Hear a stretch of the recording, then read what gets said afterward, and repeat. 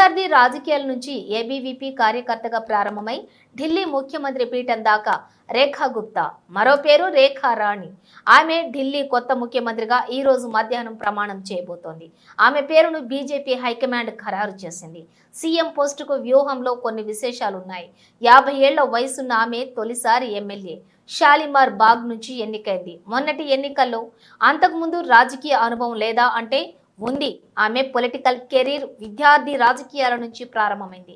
Delhi university student union general సెక్రటరీగా అధ్యక్షురాలుగా కూడా చేసింది.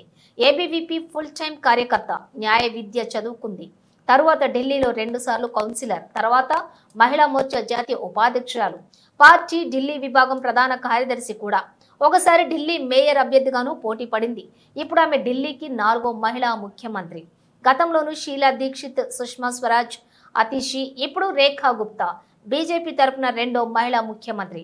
స్వస్థలం హర్యానాలోని జింద్ జిల్లా, జులానా సబ్ డివిజన్, నందిగఢ్ ఊరు. తండ్రి Jai Bhagwan State Bank of India general manager. తను ఢిల్లీకి బదిలీ కాగా కుటుంబం మొత్తం ఢిల్లీకి షిఫ్ట్ అయింది. ఆ కుటుంబానిది రాజకీయ కుటుంబం కాదు. ఆమె కుటుంబ సభ్యులు జులానాలో ధాన్యం మార్కెట్లో చిన్న వ్యాపారం, అడితిదారులు. భర్త మనీష్ గుప్తా ఢిల్లీలోనే స్పేస్ పార్ట్స్ వ్యాపారం. తను రాజకీయాల్లో లేడు. భార్యకు బలమైన మద్దతుదారు. కుమార్తె హర్షిత కూడా తండ్రికి వ్యాపారంలో సాయం చేస్తుంటుంది. ఇది ఆమె కుటుంబ నేపథ్యం.